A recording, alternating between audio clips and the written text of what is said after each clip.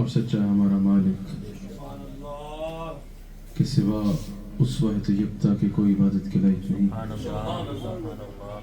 اور سچے اس کے پیارے حبیب آپ کے اور میرے آقا مولا رحمت للعالمین خاتم النبیین حضرت سیدنا و مولانا محمد رسول اللہ صلی اللہ علیہ وآلہ وسلم کہ جن کے ذکر مبارک کی اس خوبصورت محفل میں اور آپ حاضر ہیں۔ سبحان اللہ۔ الحمدللہ ایک مرتبہ پھر لندن میں لیٹن میں اس خوبصورت مسجد میں اللہ کے اس گھر میں اسلام کے اہل سنہ و جماعت کے اس مرکز میں آ کر حضور صلی اللہ علیہ وآلہ وسلم کے ذکر مبارک کا موقع ملا، اس پر میں اللہ کا شکر ادا کرتا ہوں۔ آج کی محفل کا عنوان جو اشتہار میں نے پڑھا اور خطیب الرحمن صاحب نے مجھے بتایا، یہ بھی بتایا کہ مسجد والوں کی یہ خواہش ہے کہ اس عنوان پر کچھ گفتگو ہو، وہ بڑا خوبصورت عنوان ہے، اولاد کے اور والدین کے حقوق۔ ہمارے نبی صلی اللہ علیہ وآلہ وسلم کی یہ شان ہے، اور ہم مسلم ہیں نا الحمدللہ، تو مسلمان ہونے پر جہاں بہت سی چیزوں پر ہمیں ناز ہونا چاہیے، اس میں ایک چیز یہ بھی ہے کہ ہمارا دین صرف مسجد میں آ کے عبادت کر کے چلے جاؤ یہاں تک ہمیں اپنے ساتھ انگیج نہیں رکھتا۔ ہمارا دین صرف ہماری اپیرنس کی حد تک ہمیں انگیج نہیں کرتا۔ ہمارا دین صرف عمرہ حج کی حد تک ہمیں، نماز کی حد تک ہمیں انگیج نہیں کرتا، بلکہ ہماری زندگی کے ہر معاملے میں ہماری رہنمائی کرتا ہے، اور رہنمائی بھی ایسے کرتا ہے جو بہترین رہنمائی ہے۔ ہمارا دین ہمیں صرف اچھا نمازی نہیں بناتا بلکہ اچھا انسان بھی بناتا ہے۔ ہمارا دین صرف ہمیں دنیا چھوڑ کے رات کو اٹھ کے تہجد کے سجدے نہیں سکھاتا، بلکہ ہمارا دین بہترین طریقے اور ترکیبیں سکھاتا ہے اچھا بزنس مین بننے کے لیے۔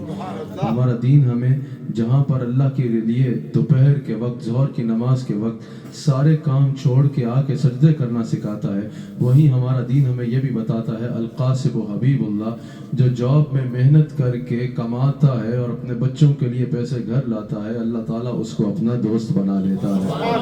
ہمارا دین ہمیں صرف تارک دنیا ہونے کی ہی منزل نہیں بتاتا، بلکہ ہمارا دین ایک پولیٹیشن کو کیسے پولیٹیشن بننا ہے، ایک لائر کو کیسے لائر بننا ہے، جج کو کیسے جج بننا ہے، ایک حاکم کو کیسے حاکم بننا ہے، ایک سائنٹسٹ کو کیسے سائنٹسٹ بننا ہے، ایک بزنس مین کو کیسے اچھا بزنس کرنا ہے، ایک باپ کو کیسے اچھا باپ بننا ہے، بیٹے کو کیسا اچھا بیٹا بننا ہے، بیوی کو کیسے اچھی بیوی بننا ہے، رشتہ داروں کے ساتھ کیسے رہنا ہے، گھر کی معیشت، ہمارے گھر کا جو نظام ہے معیشت ہے ہمارے گھر میں، تاکہ پیسوں کی اگر آنے کا طریقہ اچھا ہو تو خرچ کا طریقہ کیسے کریں گے تو سلسلہ بڑھے گا۔ ایک ایک چیز میں ہمارا دین ہماری رہنمائی کرتا ہے، اور ہم اپنے دین پر چلتے ہوئے الحمدللہ کہہ سکتے ہیں کہ ہمارا دین اسلام الحمدللہ، ہم اللہ کا شکر کرتے ہیں کہ اللہ نے ہمیں مسلم بنایا ہے، جس نے ہمیں صرف رسموں کی حد تک اپنے ساتھ انگیج نہیں رکھا ہمارے دین نے، بلکہ ایک چیز بھی انڈیلیونٹ نہیں ہے، ایک ایک چیز الحمدللہ ہمارے دین اسلام کی ہمارے معاشرے کے ساتھ، ہماری زندگی کے ساتھ ریلیٹ بھی کرتی ہے اور ہمیں بہترین بننے کا موقع بھی دیتی ہے الحمدللہ۔ اسی طرح اولاد کو اور والدین کے حقوق پر مجھ سے پہلے بڑی خوبصورت گفتگو کی علامہ صاحب نے۔ یقیناً حضور علیہ السلام کا ارشاد فرمانا کہ تمہارے والدین کی رضا میں اللہ کی رضا ہے، اگر والدین راضی ہوں گے تو اللہ راضی ہوگا، اگر تمہارے والدین تم سے راضی نہیں ہیں تو تم یعنی گویا کہ کوئی بھی عمل کر لو اللہ کی بارگاہ میں تم اچھے تب ہوگے جب تمہارے والدین تم سے خوش ہوں گے۔ اگر دیکھنا چاہتے ہو فرائض ادا کر رہے ہو، حقوق اللہ ادا کر رہے ہو، دین میں اچھے ہو، لوگوں کا خیال کرتے ہو، حقوق العباد کا خیال کرتے ہو، اور اب دیکھنا چاہ رہے ہو کہ تمہارا رب تم پہ راضی ہے یا نہیں ہے، تو جا کے اپنے والدین کو دیکھ لو۔ اگر والدین راضی ہیں تو اللہ تم سے راضی ہوگا، اور اگر والدین راضی نہیں ہیں تو اللہ راضی نہیں ہوگا۔ حضور علیہ السلام کا ارشاد فرمانا کہ تمہاری جنت تمہارے ماں کے پاؤں کے نیچے یا پاؤں کے قریب ہے، تمہارے ماں کے پاؤں کے نیچے ہے۔ اللہ اکبر۔ حضور علیہ الصلوۃ والسلام کا باپ کے بارے میں ارشاد فرمانا کہ جو یہ چاہے کہ وہ کعبۃ اللہ کا دروازہ دیکھ کے دن کا آغاز کرے، اس کو چاہیے کہ اپنے والد کا چہرہ دیکھا کرے۔ والدین کے حقوق پہ بے شمار گفتگو ہوتی ہے، لیکن اولاد کے بھی حقوق ہیں جن پر والدین کو توجہ کرنا ضروری ہے۔ اولاد کے بھی حقوق ہیں کہ جن پر والدین کو بے حد توجہ کرنی چاہیے، جو والدین کی ذمہ داری ہے۔ رسول اللہ صلی اللہ علیہ وآلہ وسلم نے ارشاد فرمایا، تم میں سے ہر بندہ ایک حاکم ہے، ہر بندہ بادشاہ ہے، ہر بندہ لیڈر ہے، اور ہر بندے کی اپنی رعایا ہے، ہر بندے کے نیچے ایک اپنی قوم ہے۔ عرض کی کہ یا رسول اللہ صلی اللہ علیہ وآلہ وسلم، ہر بندہ حاکم ہے، ہر بندے کی رعایا ہے، ہر بندے کی ایک حاکم کو آپ کہیں گے ایوری ون از کنگ، ہر کسی کے نیچے اپنی ایک قوم ہے، ایک اپنی رعایا ہے۔ حضور علیہ الصلوۃ والسلام نے فرمایا جو ہیڈ آف فیملی ہے وہ گھر میں ایک حاکم کی حیثیت رکھتا ہے، گھر میں ایک بادشاہ کی اس کی حیثیت ہے، ایک حاکم کی حیثیت ہے۔ اب اس کے انڈر اس کی فیملی کے جتنے لوگ آتے ہیں وہ رعایا ہے۔ حضور علیہ الصلوۃ والسلام فرماتے ہیں ہر ایک سے اس کی رعایا کے بارے میں پوچھا جائے گا، ہر ایک پر لازم ہے کہ وہ اپنی رعایا کی تربیت کے اعتبار سے، ان کے کھانے پینے کے اخراجات کے حوالے سے، ان کو پروٹیکٹ کرنے کے اعتبار سے، ان کو پرووائڈ کرنے کے اعتبار سے اپنی پوری ذمہ داری دے، پوری ذمہ داری ادا کرے، کیونکہ حضور علیہ الصلوۃ والسلام فرماتے ہیں ہر بندے سے اس کی رعایا کے بارے میں سوال کیا جائے گا۔ والدین کا حقوق ہر معاملے میں، اولاد کے حقوق ہیں والدین پر۔ نام رکھنے سے اگر شروع کریں، رسول اللہ صلی اللہ علیہ وآلہ وسلم ارشاد فرماتے ہیں کہ اچھے ناموں کا انتخاب کیا کرو، اپنی اولاد کے لیے اچھے ناموں کا انتخاب کرو۔ میری ماں صدیقہ بنت صدیق، محبوبہ محبوب خدا، اس پر بھی ذرا خوش ہو کے سنا کریں، نبی اولا بالمؤمنین من انفسهم وازواجہ امہاتہم۔ کوئی بھی عنوان دیا جائے تو رسول اللہ کے صحابہ اور امہات المومنین کو بائی پاس نہیں کیا جا سکتا۔ کسی بھی عنوان کو سمجھنے کے لیے، کسی بھی عنوان میں اگر باندھو گے وہاں پر صحابہ بھی ملیں گے اور اہل بیت بھی ملیں گے، اور ان کا احترام لازم ہے۔ دین کو سمجھنا ان کے بغیر ممکن نہیں ہے۔ اگر آپ کسی بھی ریلیجس اسکالر کو مشکل سے مشکل ایسا ٹاپک دے دیں کہ کسی طریقے سے ایسا ہو کہ یہ ٹاپک ہو تو وہ رسول اللہ علیہ السلام کے صحابہ کا ذکر سے ہٹ کے ہو، حضور کے اہل بیت سے ذکر سے ہٹ کے ہو، تو یہ ممکن نہیں ہے۔ اس کی وجہ کہ جتنا دین ہم تک پہنچا ہے انہی صحابہ اور امہات المومنین حضرت عائشہ صدیقہ سلام علیہا جن میں صف اول میں شامل ہیں، ان کے ذریعے پہنچا۔ ام المؤمنین صدیقہ بنت صدیق، محبوبہ محبوب خدا، حضرت سیدہ عائشہ صدیقہ سلام اللہ علیہا فرماتی ہے کہ حضور صلی اللہ علیہ وآلہ وسلم شہروں کے لوگوں کے نام بدل دیا کرتے، اور حضور علیہ السلام ارشاد فرماتے ہیں کہ نام بڑا اثر رکھتے ہیں، ناموں کا اثر شخصیت پہ آتا ہے۔ اگر غلط نام رکھو گے اس کا اثر شخصیت پہ آئے گا، علاقے کا غلط نام ہوگا اس کا اثر اس کے رہنے والوں پہ آئے گا۔ ام المؤمنین فرماتی ہیں حضور علیہ السلام اس لیے شہروں کے اور لوگوں کے نام تبدیل کر دیا کرتے۔ حضرت اسماء راوی ہیں، حضرت امام ابو داؤد اس حدیث کو نقل کرتے ہیں، حضور علیہ السلام کی بارگاہ میں شخص حاضر ہوا، مسلمان، نام اسرم تھا یعنی کاٹنے والا۔ حضور علیہ السلام نے اس کا نام تبدیل کر کے ذرا رکھ دیا، یعنی لگانے والا، جوڑنے والا۔ حضور علیہ السلام ارشاد فرماتے ہیں کہ نام کے زندگی میں اثرات مرتب ہوتے ہیں۔ کنز المال کی حدیث ہے، حضور صلی اللہ علیہ وآلہ وسلم ارشاد فرماتے ہیں کہ انبیاء کے ناموں پہ نام رکھا کرو، فرشتوں کے ناموں پہ نام نہ رکھا کرو، یعنی میکائیل نام رکھنا، اسرافیل نام رکھنا، جبرائیل نام رکھنا، عزرائیل نام رکھنا، یہ نام رکھنے سے حضور علیہ السلام نے منع فرمایا۔ میکائیل نام بہت زیادہ حضور علیہ السلام نے ارشاد فرمایا کہ بچوں کے نام جو ہے وہ فرشتوں کے نام پہ نہ رکھا کرو، انبیاء علیہ السلام کے نام پہ رکھا کرو۔ اور حضور علیہ السلام نے ارشاد فرمایا، بخاری میں موجود ہے، حضور نے فرمایا کہ میرے نام پہ بچوں کا نام رکھو۔ حضور فرماتے ہیں جس کا نام میرے نام پہ ہوا اللہ تعالیٰ اس کو جنت عطا فرمائے گا، وہ جہنم سے بچ جائے گا۔ پھر ایک اور روایت کے مطابق وہ بچہ بھی جہنم سے بچ جائے گا اور اس کا والد بھی جہنم سے بچ جائے گا جس نے اپنے بچے کا نام محمد رکھا ہوا۔ ایک اور حدیث کے مطابق حضور فرماتے ہیں کہ قیامت کے دن آواز آئے گی محمد جنت میں داخل ہو جائے، جس کا نام جو محمد ہوگا وہ اٹھ کے جنت کی طرف چل پڑے گا۔ فرشتے کہیں گے رکو، کہاں جا رہے ہو، ابھی حساب ہونا ہے۔ وہ کہیں گے کہ کہا گیا ہے محمد جنت میں داخل ہو جائے۔ فرشتے بتائیں گے تمہیں نہیں کہا گیا، یہ اللہ کے حبیب علیہ السلام کو کہا جا رہا ہے۔ اللہ تعالیٰ فرمائے گا فرشتوں ہٹ جاؤ، اب بات اس کی نہیں رہی، بات میرے حبیب کے نام کی وجہ سے اس کو جنت عطا کی جائے گی اور جنت جنت میں داخل کر دیا جائے. حضور فرماتے ہیں بچوں کا نام میرے نام پہ رکھو, لیکن بخاری کی حدیث کا حصہ حضور نے فرمایا میری کنیت پر بچوں کا نام نہ رکھو, یعنی ابو القاسم حضور علیہ السلام کی کنیت ہے. ویسے کسی کے بیٹے کا نام قاسم ہو تو اس کی تو کنیت ویسے بنے گی ابو القاسم, وہ ٹھیک ہے, لیکن ابو القاسم کسی کا نام نہ رکھا جائے, اس سے حضور علیہ السلام نے منع فرمایا. اللہ اکبر. پھر حضور علیہ السلام نے ارشاد فرمایا کہ پھر تمہاری ذمہ داری ہے اچھا نام رکھو, اور پھر پرورش کرنا تمہارے پہ ذمہ داری ہے اپنی اولاد کی, کہ تم اپنی اولاد کی بہترین پرورش کرو. اللہ کریم قرآن کریم میں ارشاد فرماتا ہے کہ جس کے بچے ہیں ان پر لازم ہے کہ دستور کے مطابق ان کو روٹی اور کپڑا مہیا کرے, ان پر خرچ کرے. یہ لازم ہے ہر ایک پر جس کی اولاد ہے کہ وہ اپنی اولاد پر خرچ کرے. اگر آج آپ اپنی اولاد پر خرچ کرتے ہیں تو اولاد کو اللہ تعالیٰ نے بتایا کہ تم پر والدین کا احسان ہے.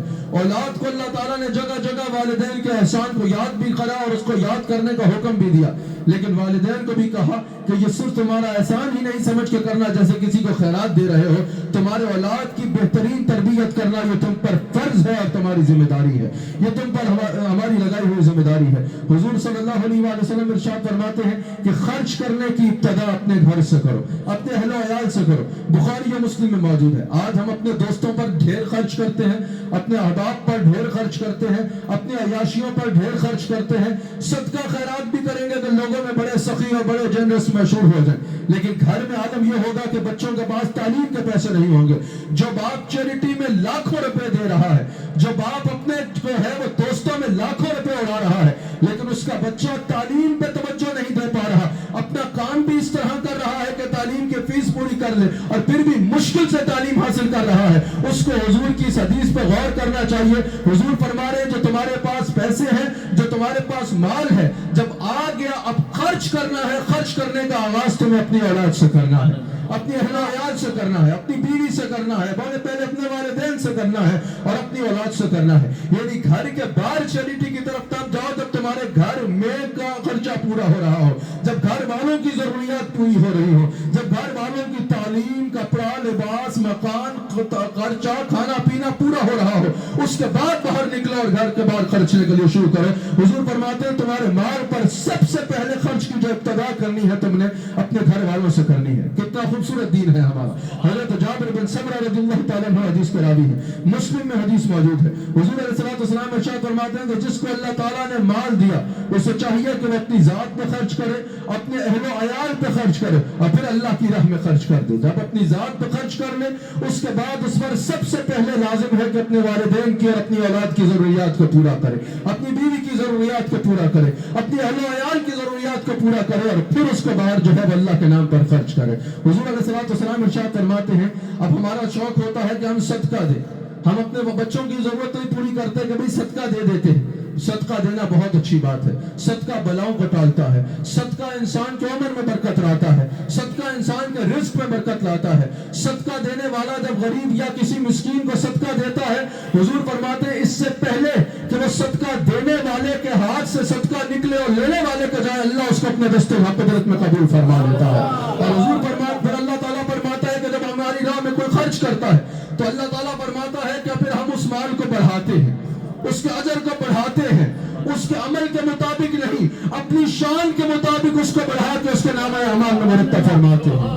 جب کوئی کسی کو صدقہ دیتا ہے تو صدقہ بلاؤں کو ٹال دیتا ہے, صدقہ مصیبت کو ٹال دیتا ہے, صدقہ آنے والی بلاؤں کو ٹالتا ہے حدیث کے مطابق. لیکن ہم کیا کرتے ہیں کہ گھر میں بچہ بھوکا ہے, گھر میں بچہ تعلیم پوری نہیں کر رہا, اس کو کہتے ہیں کہ بھئی تم صبح سے لے کے شام تک یونیورسٹی رہو, پھر شام سے لے کے رات تک تم کھانا پکاؤ, ٹیکسی چلاؤ, ٹیک اوے میں جاؤ, جو کر رہا ہے کرو, ہمارے پاس تمہارے کو دینے کے لیے مال نہیں ہے, تمہیں سپورٹ کرنے کے لیے پیسے نہیں ہیں, اور دوسری طرف کسی کو جانتے بھی نہیں, وہاں پر جا کے دے رہے ہیں, وہ دینا ضروری ہے, اس کا انکار نہیں کر رہا. لیکن اگر صدقہ دینے کا بھی شوق رکھتے ہو تو یہ ذہن میں رکھنا, حضور علیہ السلام ارشاد فرماتے ہیں جو مال تم اپنے اہل و عیال پر, اپنے بیوی بچوں پر, اپنے والدین پر خرچ کرتے ہو, اللہ تعالیٰ نامہ اعمال میں اس کو صدقے کا ثواب مرتب فرماتا ہے. اس سے یہ مراد نہ لینا کہ بس اپنے بچوں کو پیسے دیتے جاؤ گے. بچہ ٹھیک ٹھاک ہے, کھاتا پیتا سب کچھ کر رہا ہے, تو بچے کے لیے ایک اکاؤنٹ کھول کے اس میں سیونگ ڈالتے جاؤ گے کہ میں صدقہ دے رہا ہوں. یہ دین کا مذاق نہ اڑانا, ہر کسی کو عقل بھی ہے اور سمجھ بھی ہے میں کیا بات کر رہا ہوں.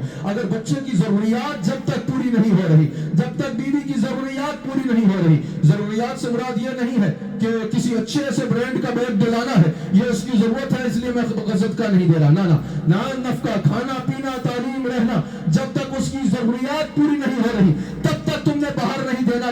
تم نے گھر میں تقسیم دینا ہے، اور جب اس کی ضروریات پوری ہو جائیں گی تو پھر تم پر لازم ہے کہ اپنے مال سے باقی غرباء اور باقی مساکین اور باقی ضرورت مندوں کی مدد کرو۔ اللہ اکبر۔ رسول اللہ صلی اللہ علیہ وسلم ارشاد فرماتے ہیں، حضور علیہ الصلوۃ والسلام ارشاد فرماتے ہیں، لیکن آپ کو میں یہ بتا رہا ہوں کہ اولاد پر خرچنا کتنا ضروری ہے۔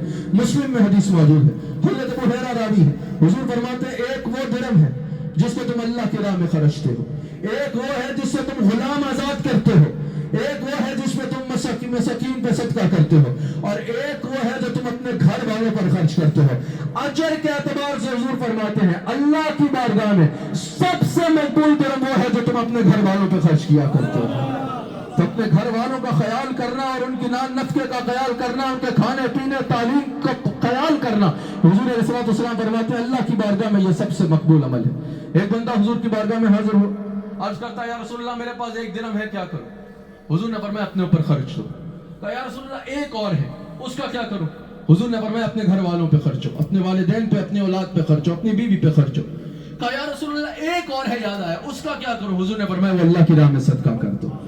پہلے انسان اپنا کھانا پینا پورا کرے، اپنے اولاد کا خیال کرنا پورا کرے، پھر جو ہو اس کو اللہ کی راہ میں انسان صدقہ کرتا چلا جائے۔ حضور علیہ السلام ارشاد فرماتے ہیں، ترمذی کی حدیث ہے، جس کو اللہ نے 3 بیٹیاں عطا فرمائی اور اس نے ان کی صحیح پرورش کی، صحیح تربیت کری، صحیح کھلایا، ان کے نان نفقے کا پورا خیال کیا، اور ان کو باعزت اپنے گھر سے جو ہے وہ رخصت کیا، ان کی شادی کروائی۔ حضور علیہ السلام اپنی انگلیوں کو اٹھاتے ہیں اور اپنی دونوں انگلیوں کو جوڑتے ہیں اور فرماتے ہیں کہ جس طرح انگلیاں جڑی ہوئی ہیں وہ جنت میں میرے اس طرح قریب ہوگا۔ جس نے اپنی بیٹیوں کی پرورش کی اور ان کی تربیت کی۔ وومن رائٹس کی آج آواز اٹھانا بہت اچھا ہے لیکن بہت آسان بھی ہے۔ میرے نبی صلی اللہ علیہ وآلہ وسلم نے اس وقت وومن رائٹس کی آواز اٹھائی۔ اس وقت کیا ہوتا تھا، لوگ جہالت میں اتنا آگے بڑھ گئے تھے کہ اگر بیٹی ہوتی تو اس کو زندہ دفن کر دیا کرتے۔ اس دور میں میرے نبی نے فرمایا کہ بیٹی زندہ دفن کرنے کی چیز نہیں ہے، اگر بیٹی کی خدمت کر کے، بیٹی کی شفقت کر کے، بیٹی کی تربیت کر کے، اچھے انداز میں اس کی شادی کر کے اس کو رخصت کرو گے، جنت میں میرے اتنے قریب ہوگا جتنی یہ ہے۔ لیکن بعض بد نصیب اور بدبخت لوگ ایسے ہوتے ہیں جو بیوی پہ تو بہت خرچ دیتے ہیں، بیوی پہ خرچنا لازم ہے، میں نے بتایا، بچوں پہ تو خرچتے ہیں، بچوں پہ خرچنا بھی لازم ہے جیسے میں نے بتایا، لیکن والدین پہ نہیں خرچتے۔ شرم آنی چاہیے ان لوگوں کو۔ ساری زندگی تمہیں پالا پوسا کس نے، تمہاری تعلیم کس نے برداشت کی، تمہاری تربیت کس نے کرائی؟ تم جب گھر میں پیشاب کر دیتے تھے تو تمہارا پیشاب کون صاف کیا کرتا تھا؟ تم اگر کہہ بھی کر دیتے تھے، وامٹ بھی کر دیتے تھے تو اس کو پھول سمجھ کے کون صاف کیا کرتا تھا؟ تمہارے والدین۔ اور آج تم ان پہ خرچنے پہ جو ہے وہ سمجھ رہے ہو کہ میری ذمہ داری نہیں ہے۔ والدین کو جو ہے وہ فٹ بال کی طرح کیا ہوتا ہے، ایک بھائی دوسرے گھر میں پھینک رہا ہے، دوسرا بھائی تیسرے کے گھر میں پھینک رہا ہے، اور والدین ہجرت کر کر کے اپنے سال پورے کر رہے ہیں۔ والدین کو تو کھینچنا چاہیے کہ ہمیں سعادت حاصل ملے کہ ہم اپنے والدین کی خدمت۔ شرم آنی چاہیے ان کو جو اپنے باقی اہل و عیال پہ تو خرچ رہے ہیں لیکن اپنے والدین کو اولڈ ہاؤس میں چھوڑ آتے ہیں۔ ان کو اللہ کی بارگاہ میں کیا منہ دکھاؤ گے؟ کس منہ سے اللہ کی بارگاہ میں جاؤ گے؟ اپنے والدین کو اولڈ ہاؤس میں چھوڑ آنے والوں غور سے سنو، اللہ تعالیٰ قرآن کریم میں ارشاد فرماتا ہے سورہ بقرہ کی آیت نمبر 215 میں، میرے حبیب علیہ السلام جو یہ خرچ کرتے ہیں وہ آپ سے سوال کرتے ہیں اپنے خرچ کرنے کے بارے میں، آپ سے جب سوال کرتے ہیں تو آپ انہیں ارشاد فرما دیں کہ جو تم خرچ کرتے ہو سب سے پہلا حق تمہارے والدین کا ہے، پھر تمہارے اہل و عیال کا، غرباء کا، مساکین کا جن کو دینا ہے، لیکن جو تم خرچ کرتے ہو پہلا حق کس کا ہے؟ پہلا حق والدین کا ہے۔ مسجد میں دینا پہلا حق نہیں ہے، پہلا حق والدین کو دینا ہے، پہلا حق والدین کی خدمت کرنا ہے۔ کسی کی بھی خدمت کرنا، کسی کو بھی نذرانہ دینا، کسی کو بھی نذرانہ دینا، خدمت کرنا، نظر کرنا، نیاز کرنے سے سب سے زیادہ پہلا حق تمہارے والدین کا ہے تمہارے مال پر کہ تم ان کی ضروریات کو پورا کرو۔ تمہارے بچوں کا ہے تم ان کی ضروریات کو پورا کرو، تمہاری بیوی کا ہے تم اس کی ضروریات کو پورا کرو، پھر اللہ تعالیٰ کے راستے میں دو جس راستے سے اللہ کو راضی کرنا چاہتے ہو۔ سمجھ آ رہی ہے؟ دین کو سمجھو۔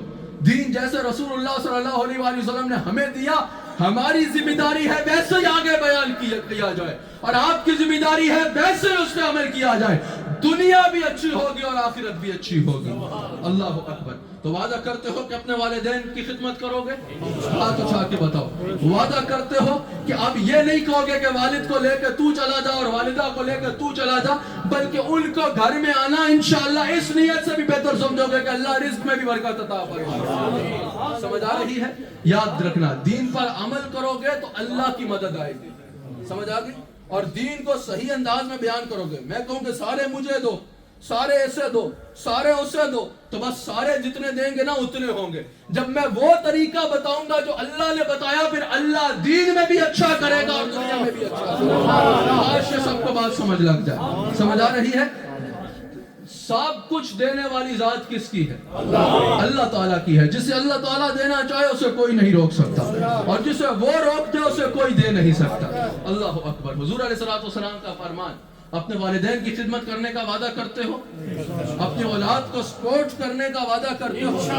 اللہ اکبر. رسول اللہ صلی اللہ علیہ وسلم نے جہاں یہ ارشاد فرمایا، پھر والدین کی ذمہ داری لگائی. صرف کھانا پلانا تمہاری ذمہ داری نہیں ہے، بلکہ بچوں کی تعلیم بھی ذمہ داری ہے. بچوں کو اچھے انداز میں تعلیم دینا بھی ذمہ داری ہے. یاد رکھیے گا، فرمایا کوئی بھی باپ اپنے بچے کو سب سے اچھا تحفہ جو دے سکتا ہے وہ اچھی تربیت ہے. لوگ سمجھتے ہیں کہ میں نے بچے کو بڑا گھر بنا کے دے دیا لندن میں، یہ بہت اچھا تحفہ ہے. ایک بہت اچھی گاڑی لے کے دے دی دنیا کی سب سے مہنگی، یہ سب سے اچھا تحفہ ہے. میں اس سے روک نہیں رہا. بہت اچھی بات ہے، اپنے بچوں کو اچھی گاڑی دو، اپنے بچوں کو اچھا لباس دو، اپنے بچوں کو اچھا گھر دو، اچھا کھانا دو. all needs of good life provide کرو. جب حضور علیہ الصلوۃ والسلام سے کسی نے صحابی نے پوچھا، یا رسول اللہ کیا اچھا پہننا، اچھا رہنا، اچھا پہننا یعنی اچھا کھانا، اچھا لائف سٹائل رکھنا تکبر میں آتا ہے؟ حضور نے فرمایا نہیں. سبحان اللہ. ان اللہ جمیل و یحب الجمال. اللہ خوبصورت ہے اور خوبصورتی سے پیار کرتا ہے. اچھا لائف سٹائل رکھنا برا نہیں ہے. کئی صحابہ ایسے ہیں جن کا کتنے اللہ تعالیٰ نے مال دنیا عطا فرمایا تھا. سیدنا غوث اعظم رضی اللہ تعالیٰ عنہ کا ایک جوڑا جو ہے اس برابر جتنے کا تیار ہوتا تھا، اتنی قیمت کا جوڑا وہاں کسی اور کا تیار نہیں ہوتا تھا. ہزاروں کا حضرت غوث اعظم رضی اللہ تعالیٰ عنہ کا ایک جبہ تیار ہوتا تھا. تو اچھا پہننا، اچھا لائف سٹائل رکھنا، اچھی سواری رکھنا، اچھا گھر رکھنا یہ تکبر نہیں ہے. پھر کہا یا رسول اللہ تکبر کیا ہے؟ حضور نے فرمایا اچھا لائف سٹائل رکھنا تکبر نہیں ہے، لیکن اچھا لائف سٹائل رکھ کے جس کا اچھا لائف سٹائل نہیں ہے اس کو حقارت کی نظر سے دیکھنا یہ تکبر ہے. سمجھ آ رہی ہے یا نہیں؟ اس کو نیچا سمجھنا جس کے پاس تمہارے جیسا لباس نہیں ہے، تمہارے جیسا گھر نہیں ہے، یہ تکبر ہے. تو میں کیا بتا رہا تھا؟ رسول اللہ علیہ السلام کے غلام، سب گھر بھی دو، بچے کو ضرور دو، تمہاری ذمہ داری ہے. اس کی دیگر بھی نیڈز پوری کرو، یہ تمہاری ذمہ داری ہے. لیکن ہم صرف اس کو اچھا تحفہ سمجھتے ہیں. سب سے اچھا تحفہ جو تم اپنی اولاد کو دے سکتے ہو وہ اچھی تربیت ہے. تربیت کو انگریزی میں کیا کہیں گے؟ سب کی انگریزی کا امتحان ہے. یہاں زندگی گزاری ہے آپ نے، ہاں اپ برنگنگ کہیں، جو کہیں. ٹریننگ تو بہت آسان ہے نا، یہ تو آپ نے زندگی ضائع کی یہاں انگلش میں. سمجھ آ رہی ہے؟ مینٹیننس کون کہتا ہے؟ بس سمجھ گئے ہو نا سارے. یہ ان کا لفظ اچھا تھا، ان کا لفظ اچھا تھا. نہیں وہ بھی نہیں، اس کا لفظی ترجمہ ہوگا تربیت. ہاں ویلیوز سکھانا کہا جا سکتا ہے. اچھی تربیت دو، اچھا سکھاؤ، اچھا پڑھاؤ، اچھا بتاؤ تاکہ ان کی بہترین تربیت ہو سکے. یہ سب سے بڑا تحفہ ہے. آپ ایک بات یاد رکھیے گا، آپ اپنے بچے کو بہت سارا مال دیں گے نا اور تربیت دیے بغیر مر جائیں گے، وہ پیچھے عیاش ہوگا. وہ 4 راتوں میں کسینوں میں جا کے سارا مال اڑائے گا، وہ 4 رات شراب خانوں میں جا کے سارا مال اڑائے گا، وہ 4 دن میں سارا مال اڑا دے گا، آپ جتنا بھی دیں گے. لیکن اگر آپ اس کو مال نہ دے سکے، تربیت دے دی، تو وہ اچھی تربیت سے عزت بھی کمائے گا اور مال بھی کمائے گا. تو یہ نہیں کہہ رہا کہ مال نہیں دینا، مال کے ساتھ ضروری ہے کہ اسی طرح تربیت بھی دو جس طرح مال دے رہے ہو. تربیت بچوں کو دینا بہت ضروری ہے. حضور علیہ السلام ارشاد فرماتے ہیں کہ ان والدین پر اللہ تعالیٰ رحم فرمائے جو اپنے بچوں کی تابعداری میں ان کے ساتھ تعاون کرتے ہیں. جو بچہ تابعدار ہو اس کو دبوچ نہیں لیتے کہ ہم سارے کام اسی تو کرانے. سمجھ آئی ہے؟ بچے کی تابعداری کا ناجائز فائدہ نہیں اٹھاتے. یہ بچے کو اس چیز کی سزا نہیں دیتے کہ تو تابعدار ہے تو سارا تیل اسی تیری ہڈیاں تو کاٹنا. سمجھ آ رہے ہیں؟ ایسے نہیں. اگر بچہ تابعدار ہے تو اس کی تابعداری پہ اس کو ظالم بن کے سزا نہ دو، بلکہ اس کی تابعداری میں اس کے ساتھ تعاون کرو. اس کو ایسے کام نہ کہو جو دین نے بھی لازم نہیں کیے اور وہ کر بھی نہیں سکتا. سبحان اللہ. اس میں وہ چیزیں نہ کرو، اس کے ساتھ اس کی تابعداری میں تعاون کرو. حضور علیہ السلام فرماتے ہیں اللہ رحم کرے ان والدین پہ جو اپنی اولاد کی تابعداری میں ان کے ساتھ تعاون کرتے ہیں. اللہ اکبر. لیکن اولاد کی تربیت کرنا والدین کی ذمہ داری ہے. اب آپ مجھے بتائیے نا، اگر کسی کا بچہ 35-40 سال کا ہو گیا، دھندے میں بہترین ہے، ہو والد صاحب کو ضرورت ہی نہیں پڑتی کام کرنے کی، سمجھ آ رہی ہے، سارا سال بس وہ آرام فرماتے ہیں، کھاتے ہیں، پھر سو جاتے ہیں، ٹھیک ہے، کوئی کام نہیں کرتا، لیکن سارا کام بچہ کر رہا ہے. والد کا کچھ بھی نہیں تھا، جھونپڑی تھی اور بچے نے کیا سے کیا بنا دیا، سب کچھ کر رہا ہے، لیکن بچے کو وضو کرنا بھی نہیں آتا. دھندے میں بہترین ہے، کام میں بہترین ہے، اس کو فرض علوم کا بھی نہیں پتا. جو فرض علوم ہے، جو حاصل کرنا ہم پر فرض ہے، اس کو نماز بھی صحیح سے پڑھنی نہیں آتی، اس کو وضو بھی صحیح سے نہیں کرنا آتا، اس کو غسل کرنا نہیں آتا، اس کی ابھی تک ایک نماز اس نے نہیں پڑھی اگر اس کو وضو کرنا صحیح نہیں آتا، ابھی تک اس نے ایک نماز بھی نہیں پڑھی اگر اس کو غسل کرنا صحیح نہیں آتا، اگر اس کو غسل اور وضو کرنا ہی نہیں آتا، اور والد کہہ رہا ہے بچہ بڑا آگے نکل گیا، بڑا کما کے لا رہا ہے، اور اس نے بچہ کے اوپر تو وبال ہوگا ہی ہوگا، تم سے بھی پوچھا جائے گا تم فرض علوم نہیں سکھائے باقی سب کچھ سکھا دیا. یہ تم پہ ضروری ہے، بچوں کو مسائل سکھاؤ، بچوں کو فرض علوم سکھاؤ، وضو کرنا سکھاؤ، نماز پڑھنا سکھاؤ. کسی کو 500 نعتیں یاد ہو، نماز پڑھنا صحیح سے نہ آتا ہو، اس کو کوئی فائدہ ہوگا؟ سب سے زیادہ ضروری ہے کہ تم اس کو نماز پڑھنا سکھاؤ، اس کو اللہ اور اس کے رسول کی محبت سکھاؤ، سمجھ آ رہی ہے، اس کو قرآن کی تلاوت سکھاؤ، اس کو اخلاقیات سکھاؤ، اس کو عقیدہ سکھاؤ. عقیدہ درست نہ ہوا تو کوئی عمل نامہ اعمال میں مرتب نہیں ہوگا. عقیدہ بنیاد ہوتی ہے.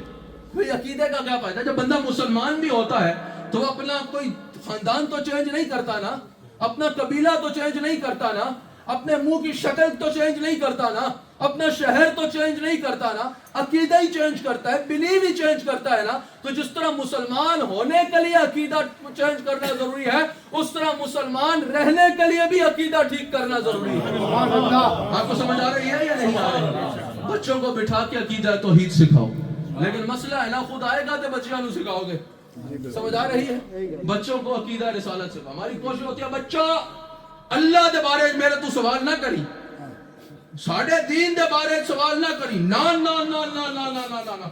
دیکھو اللہ کے بارے میں سوال نہیں کرنا، گھروں کٹ دیا گا، روٹی دینا بند کر دیا گا، نہ اے ساڑھی اکھاں بند، ساڑھے ابا جی نے سانو اے دسیا، اسی تانو اے دسیا، اے فالو کر رہا ہے. یہ کہاں کا طریقہ ہے بھائی؟ اپنے بچوں کو بٹھاؤ، بولو بیٹا سوال کرو، جو سمجھ نہیں آ رہی پوچھو. اگر یہ نہیں کرو گے تو پھر اگر بچہ ایتھیٹزم کی طرف گیا تو بچے کا قصور نہیں ہے، قصور تمہارا ہے، تمہاری ضرورت ہے. اگر تم بچے کو بولو گے 2 2 اور 5 تو بچہ نہیں مانے گا. جب تم بچے کو 2 2 اور 4 ایکسپلین کرو گے تو پھر وہ تمہاری بات مانے گا. تمہاری ذمہ داری ہے بچے کے سوال لو، اگر خود جواب نہیں دے سکتے تو تمہارے شیخ کس کام کے لیے ہے؟ صرف دینے کے لیے. نعرہ تکبیر. جہاں سے بیعت ہو، جہاں سے بیعت لی ہے وہاں پر جاؤ اور مجمع میں بیٹھو اور پیر صاحب سے سوال کرو کہ پیر صاحب آپ ہمارے پیر صاحب ہیں، ہمیں یہ مسئلہ سمجھائیں. اور پھر پیر صاحب کی ذمہ داری ہے کہ صرف ہاتھ نہ چمائیں بلکہ مریدوں کو مسئلہ بھی بتائیں، مریدوں کو عقیدہ بھی بتائیں، مریدوں کو عقیدہ سمجھائیں. سمجھ آ رہی ہے بات؟ سمجھ آ رہی ہے یا نہیں آ رہی؟ شیخ کی ذمہ داری صرف تعویذ دینا ہے، صرف دم کرنا ہے، صرف دعا کرنا ہے، یا اس کی برکات ہے؟ اس کی اصل ذمہ داری اللہ اور اس کے رسول کے قریب کرنا. صرف نگاہ سے قریب تو نہیں کرنا نا، نگاہ کا کام ہے، لیکن جب ایک بندہ فرض علوم پہ جانے گا پھر نگاہ پہ عمل ہوگا نا. ایک بندہ کچھ عمل کرے گا، اللہ کے راستے پہ چلے گا، پھر نگاہ بوسٹر لگائے گی نا. لیکن اس کے لیے چلنا تو ضروری ہے. اپنے شیخ کے پاس جاؤ، اپنے پیر صاحب کے پاس جاؤ، اپنے مسجد کے عالم کے پاس جاؤ اور ان سے مسئلہ پوچھو اور اس بچے کو سمجھاؤ اور سکھاؤ. اس پر عمل کریں گے انشاءاللہ.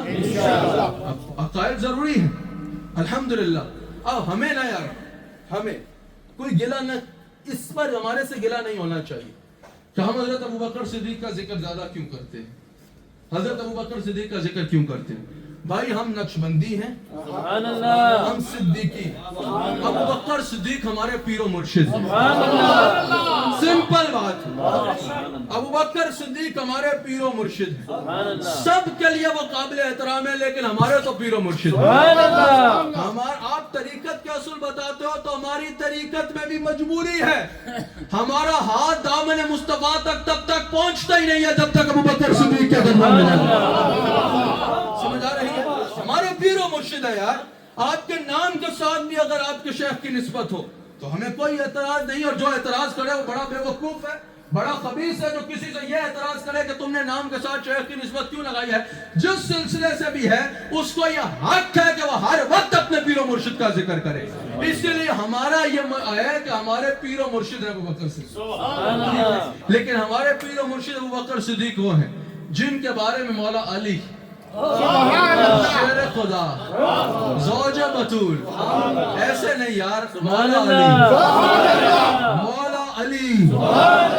नहीं मजा आ रहा, मौला अली, सारे बोलो अली, जो खुलाफाए राशिदीन में भी शामिल, जो पंचतन पाक में भी शामिल, जो असहाबे बदर में भी शामिल, जिसके बगैर सहाबा ना मुकम्मल, जिसके बगैर अहले बैत ना मुकम्मल, जो हुजूर की नस्ल की असल, जो असहाबे बदर में भी शामिल, जो अशरा मुबशरा में भी शामिल, जिसके बारे में हुजूर ने फरमाया इसका गोश्त मेरा गोश्त, इसका जिस्म मेरा जिस्म, इसकी मोहब्बत मेरी मोहब्बत, इसका बुग़्ज़ मुझसे बुग़्ज़, इसकी अतात मेरी अतात, जिसका चेहरा तकना इबादत, जिसका जिक्र करना इबादत, जिसके पीछे चलना इबादत, जिसके बच्चे जन्नत के सरदार, जिसकी बीवी सय्यदतुन निसाए अहले जन्नत, जिसके बारे में हुजूर फरमाए मन कुंत मौला फहाज़ा अलीयुन मौला। अफजल अबू बकर है लेकिन जो अबू बकर का भी मौला है, अफजल उमर है लेकिन जो उमर का भी मौला है, अफजल उस्मान है लेकिन जो उस्मान का भी मौला है। जरा हाथ उठा के बोलो ना, जिसकी मोहब्बत ईमान की अलामत हुजूर ने बताई, जिससे बुग़्ज़ मुनाफिक की निशानी हुजूर ने बताई, जिसका जिक्र करना पहचान है, जिसका नाम लेने से इंसान वली बनता है, जिसका ठप्पा औलिया पे लगता है, जो मौला उमर का भी प्यारा है, जो हजरत अबू बकर का भी प्यारा है, जो हजरत उस्मान का भी प्यारा है, जिसके बारे में उमर बिन खत्ताब अपने दौर खिलाफत में मिंबर पे बैठ के कहे कि अगर ये ना होता तो उमर हालात हो जाते, जिसके बारे में उमर कहे कि ये मेरा भी मौला है और ये क़यामत तक आने वाले हर मोमिन का मौला है, वो कौन है? अल्लाह अकबर, नारा हैदरी, हैदरी, हैदरी, हैदरी, हैदरी, हैदरी।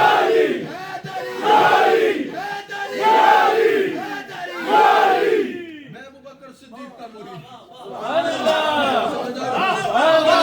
मैं अबू बकर सिद्दीक का मुरीद और पक्का मुरीद हूँ। नस्ल दर नस्ल दर नस्ल दर नस्ल दर नस्ल मुरीद हूँ अबू बकर सिद्दीक का। मैं भी अबू बकर सिद्दीक का नौकर, मेरे वालिद भी अबू बकर के नौकर, मेरे दादा भी अबू बकर के नौकर, मेरे परदादा भी अबू बकर के नौकर, मेरे परदादा के दादा भी अबू बकर के मुरीद, उनके वालिद भी अबू बकर के मुरीद। नस्ल दर नस्ल मुरीद हूँ सिद्दीक अकबर का, गुलाम हूँ सिद्दीक अकबर का, आधा इधर आधा उधर नहीं, गुलाम हूँ सिद्दीक अकबर का। इसलिए बता रहा हूँ, याद रखना, जो मौला अली का दामन न थामे उसे हुजूर का दामन मिल ही नहीं सकता। जो मौला अली का जर्रा बराबर भी बुग़्ज़ रखे, मौला अली का नाम सुन के जिसके माथे पे बल आ जाए, उसको रसूलुल्लाह का दामन नहीं मिल सकता और रसूलुल्लाह का गुलाम नहीं हो सकता। मौला अली से मोहब्बत किए बगैर, मौला अली से प्यार किए बगैर, ये अबू बकर सिद्दीक जो है ना, ये जब अली बैठते अली के चेहरे पे टिकटकी बांधते, अली के चेहरे से निगाह ना हटाते। हज़रत उम्मुल मोमिनीन आयशा सिद्दीक़ा सलाम अलैहा ने अपने वालिद अबू बकर सिद्दीक से पूछा कि अब्बा क्या वजह है, जब अली बैठे आप अली को ही देखते रहते हो, आपको कोई और नजर ही नहीं आता? अबू बकर सिद्दीक ने कहा कि मैं क्या करूं, मैंने हुजूर से सुना है कि अली का चेहरा तकना इबादत, अली का चेहरा देखना इबादत है, ये हुजूर ने फरमाया। मैं इसको यूं बयान करता हूं, अली के चेहरे पे टिकटकी बांध के अबू बकर सिद्दीक ने बता दिया کوئی میرے بہانے سے علی سے نظریں نہ پھیرے. سبحان اللہ. ابو بکر صدیق نے بتا دیا کل کوئی میرا نام لے کے علی سے نظریں نہ پھیرے. اصل صدیقی وہ ہے جس کی نظروں کا مرکز علی سے. اس لیے آواز آئے نعرہ حیدری علی. حیدری علی. حیدری علی. حیدری. علی. سارے بولو نا نعرہ حیدری. علی. جس نے نہ بولو جس نے کھوتیاں خوبیاں سارے بولو. سمجھ آ رہی ہے؟ علی کا ذکر اور کوئی چپ رہ جائے سمجھ آ رہی ہے؟ یا اس کے شجرے میں گڑبڑ ہوگی یا اس کے نسب میں گڑبڑ ہوگی. جس کا نسب پاکیزہ ہو اور جس کا شجرہ پکا ہو علی کا نام لیے بغیر نہیں.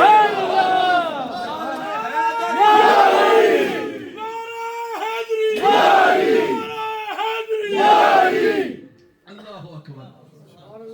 تو جب علی کو مانتے ہیں تو پھر علی کی مانتے ہیں. بخاری میں موجود ہے مولا کائنات باب المدینہ العلم جن کے بارے میں حضور نے فرمایا انا مدینہ العلم وعلی بابها. میں علم کا شہر ہوں اور علی اس کا دروازہ. کیوں کہا؟ دروازے کے بغیر کوئی شہر میں نہیں آ سکتا. کہا جس کو بھی علم کی خیرات چاہیے مولا علی کو چھوڑے بغیر پا ہی نہیں سکتا. حکمہ میں حکمت کا گھر ہوں علی البابہ اس کا بھی دروازہ ہے. اللہ اکبر. پھر یہ چھوٹی بات ہے لحم کا لحمی جسم کا جسمی.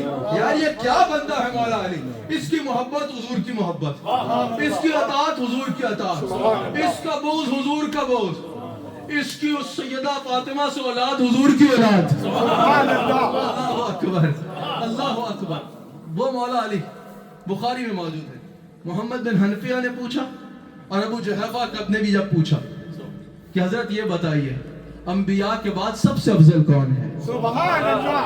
تو بخاری میں موجود ہے مولا علی جواب دیتے ہیں انبیاء کے بعد سب سے افضل ابو بکر صدیق. بخاری میں موجود ہے. کہا پھر کہا ثم عمر اس کے بعد سب سے افضل عمر ہے. سبحان اللہ. تو ہم علی کو مانتے ہیں اور علی کی مانتے ہیں. سبحان اللہ. اللہ اکبر. پھر امام ابو حنیفہ کا یہی عقیدہ, امام شافعی کا یہی عقیدہ, امام احمد بن حنبل کا یہی عقیدہ, امام مالک کا یہی عقیدہ, ابو منصور ماتوریدی کا یہی عقیدہ, سیدنا غوث اعظم کا یہی عقیدہ, سیدنا داتا علی حجویری کا یہی عقیدہ, سیدنا خواجہ معین الدین چشتی کا یہی عقیدہ, جو سب کی کتابوں میں لکھا ہے. حضرت امام ربانی مجدد الفسانی کا یہی عقیدہ, حضرت امام احمد رضا خان بریلوی کا یہی عقیدہ, تاجدار گولڈا پیر میر علی شاہ کا یہ عقیدہ, ہمارے حضرت سیدنا خواجہ عبد الکریم کا یہی عقیدہ. افضل البشر بعد از انبیاء بالتحقیق ابو بکر صدیق. پھر عقیدے سکھانا اولاد کو ہماری ذمہ داری ہے, اخلاقیات سکھانا ذمہ داری ہے, اولاد کو یہ بتانا ذمہ داری ہے کہ بیٹا کسی کو دھوکہ نہیں دینا, کسی کو تکلیف نہیں دینا, کرائم کی طرف نہیں جانا, ڈرگز کی طرف نہیں جانا, کسی کو دھوکہ نہیں دینا. آپ نان مسلم کنٹری میں رہتے ہیں, یہاں پر تو آپ پہ زیادہ ذمہ داری ہے. کبھی بھی جھوٹ نہ بولو, کبھی بھی کسی کو دھوکہ نہ دو, کبھی بھی کسی کو تکلیف نہ دو. اگر آپ نے کسی کو تکلیف دی, اگر آپ نے کسی کو دھوکہ دیا تو لوگ اس کو آپ کے ریلیجن کے ساتھ ریلیٹ کر کے آپ کے ریلیجن کو برا کہیں گے. ایک اچھے سول سٹیزن بن کے رہو, لا آف دی لینڈ کا احترام کرو, respect the law of the land. You live in United Kingdom, it's your responsibility, you have to respect the law of the land. اس کنٹری نے آپ کو تمام needs of good life, all needs of good life جو ہے وہ provide کی ہیں. اب it's your responsibility کہ آپ law of the land کو respect کریں. سمجھ آ رہی ہے؟ کسی کو دھوکہ نہ دیں. پچھلے دنوں ایک خطیب نے بڑی اچھی بات کی ایک مجلس میں کہ اگر آپ پیپر میرج کے ذریعے بھی دھوکہ دے رہے ہیں یا کسی ذریعے بھی یہاں پر دھوکہ دے رہے ہیں, تو جب وہ آپ کا جھوٹ پکڑا جائے گا تو وہ یہ دیکھیں گے نا کہ مسلمان 2 نمبر حرکت کر رہے ہیں, تو مسلمان کو 2 نمبر کام نہیں کرنا چاہیے. مسلمان کو یہ دیکھنا چاہیے کہ میرا اچھا کام سے میرے دین کو اچھا کہا جائے گا اور میرے برے کام سے میرے دین کے بارے میں غلط سوچا جائے گا. نان مسلمز کے لیے بھی یوزفل بن کے رہو, اچھے انسان بن کے رہو تاکہ لوگ تمہارے دیکھ کے تمہارے دین کے بارے میں اچھا سوچیں. آخری 5 منٹ میں بات کو ختم کر رہا ہوں. ہر اعتبار سے اولاد کی تربیت کرنا ہم پر لازم ہے. ہماری ذمہ داری ہے کہ اپنی اولاد کی تربیت کریں, لیکن اس سے پہلے خود کچھ آئے گا تو اولاد کو سکھائیں گے نا. سمجھ آ رہی ہے؟ اب میں کسی کو بولوں کہ بھائی اب مجھے جو ہے وہ کوئی ذمہ داری لگا دے کہ اپنی اولاد کو فرینچ زبان سکھاؤ، میں بولوں گا بھائی مجھے آئے گی تو میں سکھاؤں گا. تو اسی طرح آپ کو خود تربیت ہوئی آ رہی ہوگی تو پھر آپ آگے کرو گے نا. خود تربیت یافتہ ہونا ضروری ہے تربیت کرنے کے لیے. جب بالخصوص نوجوان یہاں پر بہت ہے نا پلان کرتے ہیں کہ ہم نے شادی کرنی ہے، پھر اولاد ہونی ہے، اولاد سے پہلے اس کے جھولے بھی لے لیتے ہیں، ابھی بچہ ہوتا نہیں ہے اس کے کپڑے بھی لے لیتے ہیں، ابھی بچہ جمتا ہی نہیں ہے اس کا کمرہ بھی بنا دیتے ہیں، سب کچھ بنا لیتے ہیں. ایک بار بھی یہ نہیں سوچتے کہ ہم نے تربیت کیسے کرنی ہے. اس کے لیے کیا کرتے ہیں، ابھی بچہ ذرا سا بڑا ہوتا ہے اس کو اٹھا کے پلے گروپ میں پھینک آتے ہیں. شام کے وقت ایسی جگہوں پہ پھینک آتے ہیں جہاں وہ کیک بنے ہوتے ہیں کہ یہاں بچوں کو دے جاؤ، تم جاؤ گھومو پھرو. یہاں پر یہ ماں کی بالخصوص ذمہ داری ہے کہ بچوں کی تربیت کرے، بچوں کو اچھا اخلاق سکھائے. جو اپنا تعلق بچوں سے قائم کرنے کی عمر ہے، جو اپنی دوستی قائم کرنے کی عمر ہے، وہ ہم لوگوں کے پاس پیسے دے کے چھوڑ آتے ہیں. اور پھر جب بچے بڑے ہوتے ہیں وہ اپنا ذہن بنا چکے ہوتے ہیں، اس وقت ہم روتے ہیں بچے ہمارے ساتھ وقت نہیں گزارتے. جب ان کے ساتھ وقت گزارنے کی عمر تھی تو آپ نے وقت اگر نہیں گزارا تو آج آپ بھی گلہ نہ کرو. اگر آپ نے اس وقت گزارا ہوتا بچوں کے ساتھ جب ان کے ساتھ وقت گزارنے کی عمر تھی تو وہ آج گلہ نہ کرتے. اپنے بچوں کا خیال کرو، اپنے بچوں کی تربیت کرو. آخری 5 منٹ مجھے بڑی توجہ چاہیے. اولاد کی تربیت اتنی ضروری ہے. رسول اللہ صلی اللہ علیہ وآلہ وسلم ارشاد فرماتے ہیں، بخاری میں حدیث ہے کہ ہر ایک کی ولادت فطرت پہ ہوتی ہے. ہر کوئی فطرت پہ پیدا ہوتا ہے، کوئی کسی مذہب سے کسی اور مذہب سے پیدا نہیں ہوتا. والدین کی تربیت اتنی امپورٹنٹ ہوتی ہے. والدین کے مذہب سے پھر بچہ اپنے مذہب کو ڈیسائیڈ کرتا ہے، اپنا مذہب چوز کرتا ہے والدین کو دیکھ کے. پھر آگے اللہ اس پہ کرم فرمائے اس کو حق کا رستہ مل جائے آ جائے. لیکن پہلے بچہ جو اپنا دین کا تعین کرتا ہے، اپنے عقیدے کا تعین کرتا ہے، وہ بھی اپنے والدین کے دین اور عقیدے کو دیکھ کے کرتا ہے.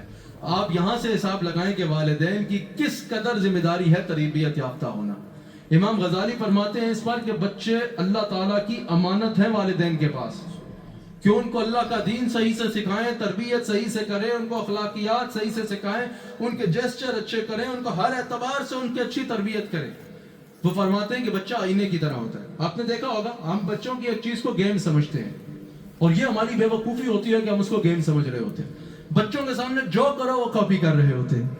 جو کہو، ایک سرٹن ایج ہوتی ہے بچوں کے، آپ جو کہو وہ آگے سے وہ کہتے ہیں اور سارا گھر کی کر کے ہنستا ہے. اب سر پہ ہاتھ رکھو گے بچہ سر پہ ہاتھ رکھ لے گا. آپ جو کرو گے بچہ اس کو کاپی کرے گا. ہم اس کو بچے کے ساتھ گیم سمجھ رہے ہوتے ہیں. دراصل اسی گیم میں ہمیں اس کو سب کچھ سکھانا ہوتا ہے، کیونکہ یہ گیم نہیں ہوتی. اس گیم میں وہ بچہ اپنا ذہن بنا رہا ہوتا ہے اور اپنے زندگی کے طور طریقے سیٹ کر رہا ہوتا ہے. سمجھ آ رہی ہے؟ اسی میں ہمیں سب کچھ اس کو سکھا دینا ہے. اس کو اچھے کام سکھاؤ، اچھی تربیت سکھاؤ، اچھے معاملات سکھاؤ تاکہ وہ اچھا بن سکے. سمجھ آ رہی ہے؟ اولاد جو آپ کرو گے وہ کرے گی آگے سے. 2 باتیں جو میں نے آپ کے آگے اور کرنی ہے جو ٹائم بتایا. دوسرا، اپنے گھر کا ماحول اچھا کرو. والدین کے اوپر، والدین کا اپنے بچوں پر بہت بڑا احسان ہوگا کہ اگر وہ ان کے سامنے جھگڑے نہ کریں. اختلافات ہوتے ہیں، بچوں کے سامنے ایسے کام نہ کریں.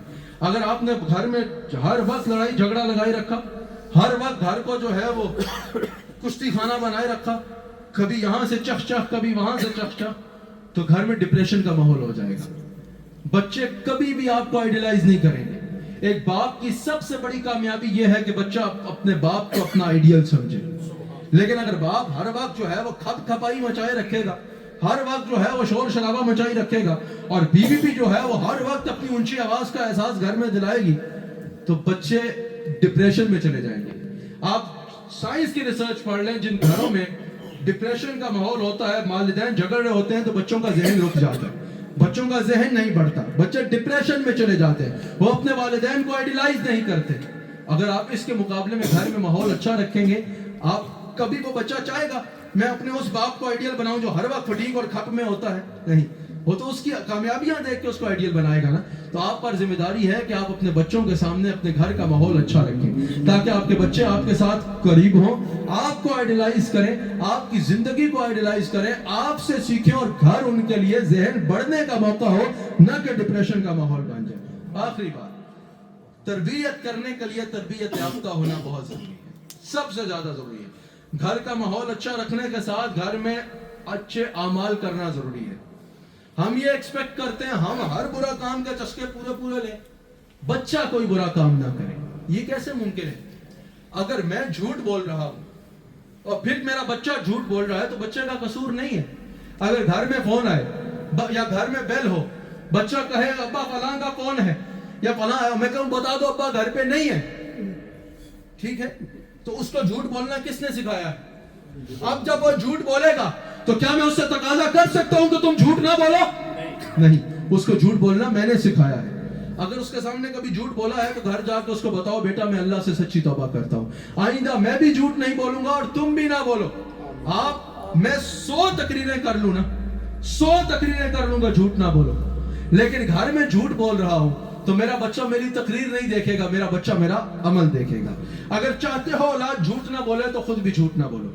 अगर वालिदैन गालियां देंगे, हर बात पे लंबी बड़ी बड़ी मजेदार किस्म की गालियां दे रहे होंगे और बच्चा गाली देगा तो तौबा तौबा तौबा तौबा गाली दे रहे हो, तो आप क्या बच्चे को इस बात पे कन्विंस कर सकते हो कि तुम्हारे लिए अखलाकियात के मयार और हैं और मेरे लिए और हैं, तुम्हारे लिए दीन और है और मेरे लिए और है? नहीं, जो आप कर रहे हो आपका बच्चा 4 हाथ आगे जाके करेगा।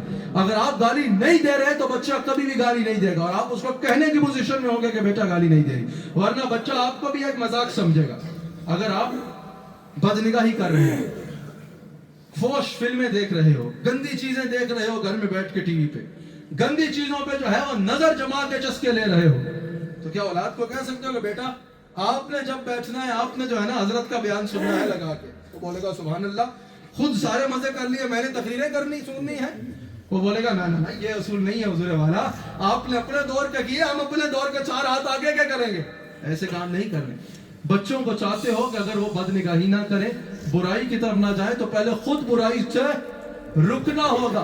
जब तक खुद बुराई से नहीं रुकोगे अपनी औलाद से कुछ एक्सपेक्ट ना करना। फिर अगर बुराई औलाद कर रही है तो कसूर औलाद का नहीं है, कसूर हजरत वाला का खुद का है, जिन्होंने औलाद की ये खूबसूरत तरीन तरबियत की है अपने हालात और अपने बातों से। अल्लाह ताला हम सबको दीन इस्लाम पर सही तरीके से कायम रहने की तौफीक अता फरमाए। जो एक और बात सुन लीजिए, अपनी औलाद को इज्जत दे और आपकी खिदमत करना आपकी औलाद पर फर्ज है, वो दीन उनको सिखा। आप औलाद को दीन के करीब नहीं करते ना, आप औलाद को हर चीज सिखाते हो, दीन नहीं सिखाते। अगर आप औलाद को दीन सिखाओगे तो माँ के पाँव चूमेगी औलाद, क्योंकि दीन उसको सिर्फ फर्ज नहीं बताएगा, दीगर दीन उसको बताएगा तेरी माँ के पैर के नीचे तेरी जन्नत है।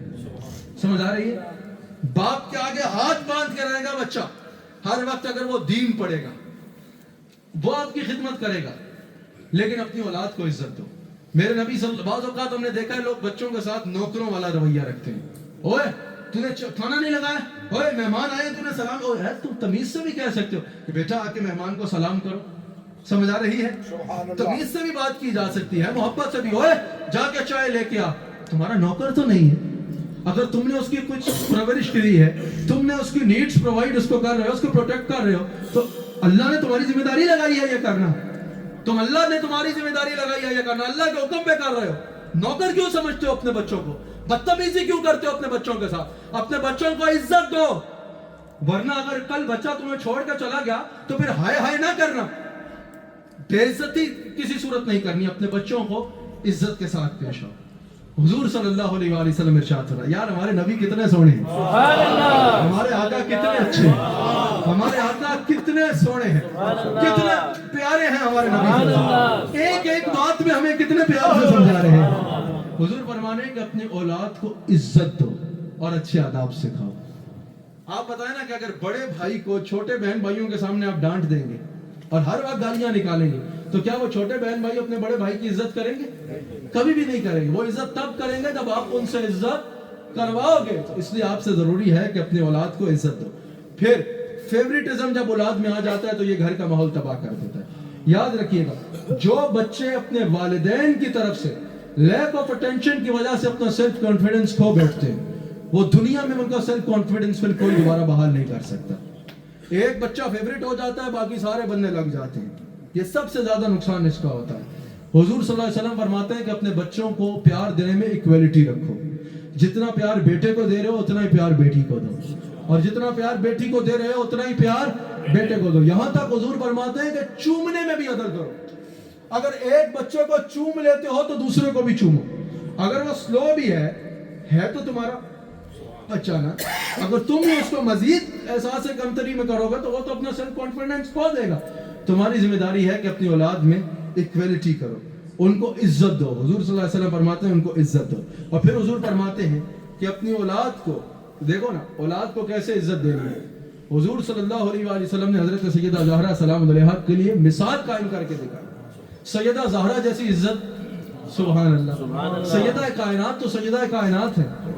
آج سب کو ملا لو تو ان کے پاؤں کی خاک کے برابر بھی نہیں پہنچ سکتے. آج جتنے لوگ, آج جتنے عبادت گزار دنیا میں زندہ ہیں, سب کو اٹھا لو تو سیدہ کائنات کی جوتیوں کی خاک کے برابر بھی نہیں پہنچ سکتے. سیدہ کائنات تو سبحان اللہ, ہاں کیا تو سیدۃ النساء اہل الجنہ ہے. خواتین میں کائنات کا سب سے بلند رتبہ خواتین میں حضرت سیدہ کائنات کو حاصل ہے. کائنات کی سب سے بلند و بالا مقام پہ خواتین میں فائز ہے. لیکن تربیت بھی تو ہے نا. حضور اپنی جب بھی سیدہ کائنات آتی تو کھڑے ہو کے ان کے استقبال کیا کرتے. آج ہم کہتے ہیں نا, ہم اپنے بچوں کے لیے کھڑے کیوں ہوں بھائی, ہم اپنے بچوں کو اتنی عزت کیوں دیں. حضور صلی اللہ علیہ وسلم خود بتا رہے ہیں کہ اولاد کو کیسے عزت دینی ہے. جب سیدہ پاک حضور کی بارگاہ میں آتی, حضور کھڑے ہو کے استقبال کیا کرتے. یہاں سے سیکھو اولاد کو کیسی عزت دی جاتی ہے, یہاں سے سیکھو اولاد سے کیسے محبت کی جاتی ہے. اللہ تعالی ہم سب کو حضور علیہ السلام کا وفادار رکھے, حضور علیہ السلام کا نمک حلال رکھے. حضور صلی اللہ علیہ وسلم فرماتے ہیں کہ 3 چیزوں کو اپنے بچوں کو ضرور سکھاؤ. ایک, قرآن کی تلاوت کرنا سکھاؤ. ایک, اپنے نبی صلی اللہ علیہ وسلم کی محبت سکھاؤ. بچپن سے اپنے نبی کی محبت سکھایا کرو بچوں کو. روٹی کھلاتے ہوئے نا بتایا کرو یہ حضور کا صدقہ کھا رہے ہو, ہمیشہ اس کو یاد رہے گا. ماں دودھ پلانے سے پہلے بولا کرے صدقے یا رسول اللہ. سمجھ آ رہی ہے. باپ کوئی بھی چیز لائے نا تو دینے دو. بچوں کو, چھوٹے بچے ہوتے ہیں نا, بتایا کرو یہ اللہ اور اس کے رسول نے دی ہے. حضرت بابا فرید 5 منٹ اور آپ کے لے لو. کون کون تھک گیا ذرا ہاتھ اٹھائے, اور کون کون 5 منٹ اور میری ایکسٹینشن کرتا ہے. ہاں تو بڑے غور سے بات سنو. یہ نا اولاد کو محبت سکھایا کرو. بچوں کو بتاؤ بیٹا پتہ ہے ہم اتنا پیار کیوں کرتے ہیں. رسول اللہ نے ہمیں سکھایا ہے کہ بچوں سے پیار کرتے ہیں. فیری ٹیل سنانے کے بجائے حضور کی باتیں سناؤ. پیار کر کر کے حضور کے بارے میں بتاؤ تاکہ بچپن سے اس کے دل میں حضور کی محبت بڑھ جائے. سمجھ آ گئی. یہ تمہاری سب سے بڑی کامیابی ہوگی. پھر حضور نے فرمایا میں اپنے نبی کی اہل بیت کی محبت سکھاؤ. ماں کا بڑا اہم کردار ہوتا ہے. سمجھ آ رہی. باپ کا بڑا اہم کردار ہے. باپ یار سارا دن محنت مزدوری کر رہا ہوتا ہے, سارا دن محنت مزدوری کر رہا ہوتا ہے, خون پسینے کی کمائی کر رہا ہوتا ہے. والد ماں کے وہ بڑا کام ہے, لیکن گھر میں بچوں کو سنبھالنی ہوتی ہے. باپ کو کتنے بل دینے ہوتے ہیں, کتنی تکلیفیں ہوتی ہیں. گھر کا خرچہ چلانا, گھر کا کچن چلانا, گھر کا بل چلانا, بچوں کی تعلیم اٹھانا. 15 بندے ہیں, ایک بندہ ہوتا ہے کمانے والا. وہ اپنی ضروریات کو اور اپنی خواہشات کو دفن کر چکا ہوتا ہے, پورے گھر کو اپنے کندھے پہ اٹھائے ہوئے ہوتا ہے. اور بچے گلا کیا کر رہے ہوتے ہیں, ابا وقت نہیں دیتا بھائی. سمجھ آ رہی ہے. وہ بھائی سارا کام وہ کر رہا ہے. ہمارے پاکستان میں وہ بار بار نا گاڑیوں کے پیچھے لکھتے ہیں یہ میری ماں کی دعا ہے. دل کرتا ہے ان کو روک کے پوچھے کہ ابا بدوائیں دیتے تھے, ماں باپ کی بدوا کیوں نہیں, ماں باپ کی دعا کیوں نہیں لکھتے. یہ میرے ماں کی دعا ہے, ماں کی دعا ہے. باپ آپ کا لیے بدوا کرتا تھا کہ یا اللہ اس کو گاڑی نہ دے دینا, یا اللہ اس کے لیے مسائل کر دینا. ابا بدوائیں تو نہیں کرتا تھا, ساری زندگی خون پسینہ ابے نے بہایا اور دعا بس ماں کی ہے. سمجھ آ رہی ہے. ابا جان کو بھی کچھ تو احساس کرو, ساری محنت وہ کرتا ہے بھائی, ساری محنت وہ کرتا ہے. اور ماں کا بھی رتبہ سبحان اللہ, ماں کی خدمات کا, ماں کا حق حضور نے سب سے پہلے بیان فرمایا, اس سے کوئی دوسری رائے نہیں ہے. لیکن اس میں ابے کو تو بننے نہ لاؤ نا. سمجھ آ رہی ہے.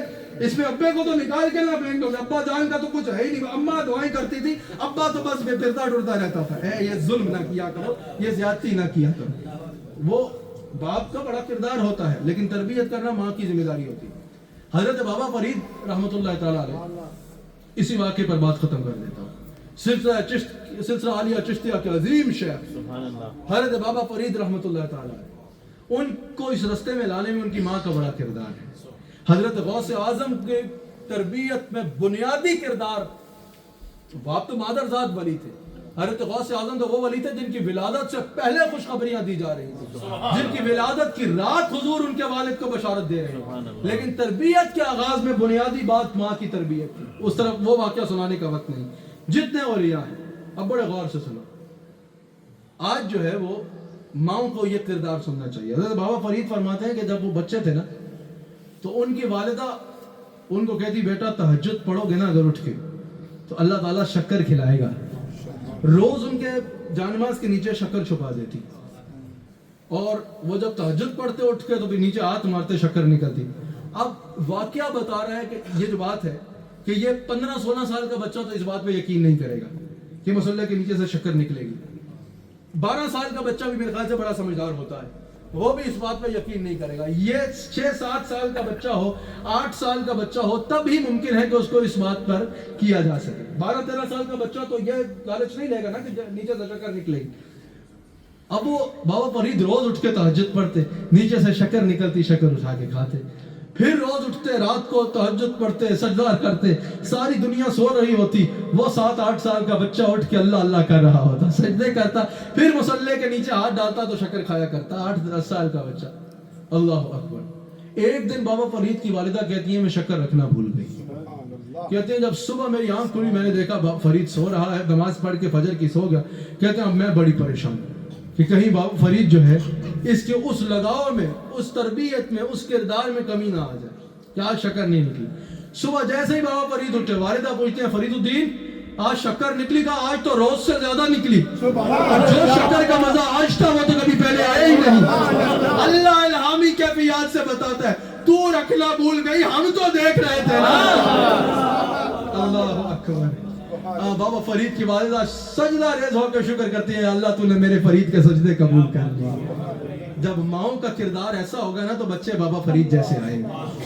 اگر چاہتے ہو تمہارے گھر میں, اگر چاہتے ہو تمہارے گھر میں بابا فرید جیسے بچے آئیں, اگر چاہتے ہو تمہارے گھر میں حضرت مجدد الفیصانی جیسے بچے آئیں, اگر چاہتے ہو شیخ عبد القادر کے غلام تمہارے گھر میں آئیں, اگر چاہتے ہو حضرت آقا نقشبند کے غلام تمہارے گھر میں آئیں, ایسے بچے ہیں تو پھر ایسی مائیں ہونا بھی ضروری ہوگا.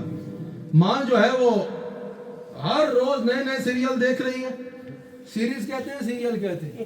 ایک ختم تو دوسرا, انگلش ڈرامے ختم تو فرینچ ڈرامے شروع, وہ ختم تو پاکستان کے ڈرامے شروع, ایک چینل کا ڈرامہ ختم ہوا تو دوسرا شروع. ابھی ایک ختم نہیں ہوتا شروع کر دیتے ہیں دوسرا کیڑا دیکھنا ہے. سمجھ آ رہی ہے؟ اور بچوں کو کارٹون لگا کے دیتے ہیں, بیٹا کارٹون دیکھو. ادھر ماں ڈرامہ دیکھ رہی ہے, ادھر بچہ کارٹون دیکھ رہے ہیں. بیٹا پھر بچوں کی ماں کی نظر میں اماں نے ڈرامہ ہی بننا ہے اور بچوں نے بڑے ہو کے کارٹون ہی بننا ہے. سمجھ آ رہی ہے؟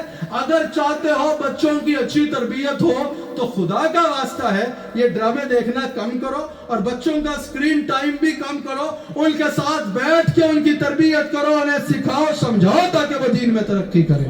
اگر مجھ سے کوئی غلطی ہوئی تو اللہ تعالیٰ کی بارگاہ میں توبہ کرتا ہوں. اللہ کا ذکر کیجیے.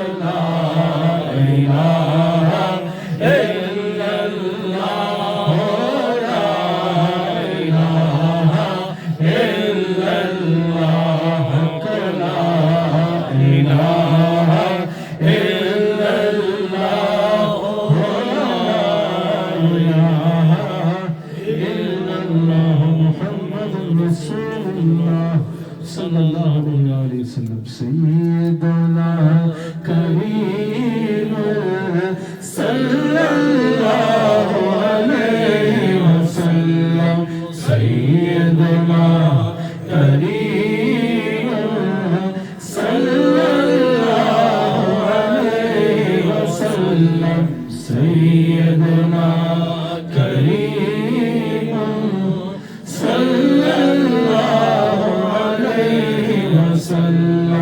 سیدنا کریم صلی اللہ علیہ وسلم سیدنا کریم صلی اللہ علیہ وسلم.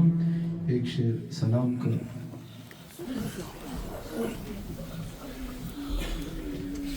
فتح باب نبوت پدائے درود. فتح باب نبوت پدائے درود اور ختم دورے رسالت پہ لاکھوں سلام. ختم دورے رسالت پہ جگر پارائے مصطفیٰ حجرہ آرائے افعاد پہ لاکھوں سلام. سیدہ فاطمہ طیبہ طاہرہ سیدہ فاطمہ طیبہ طاہرہ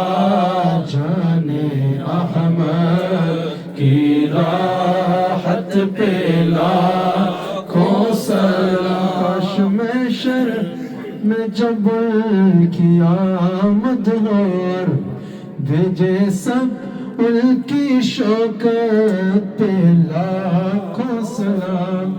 مجھ سے خدمت کے قدسی کہے ہاں رضا وہ صلاۃ سلام سنا دو ذرا مصطفیٰ جان رحمت پہ لاکھوں سلام.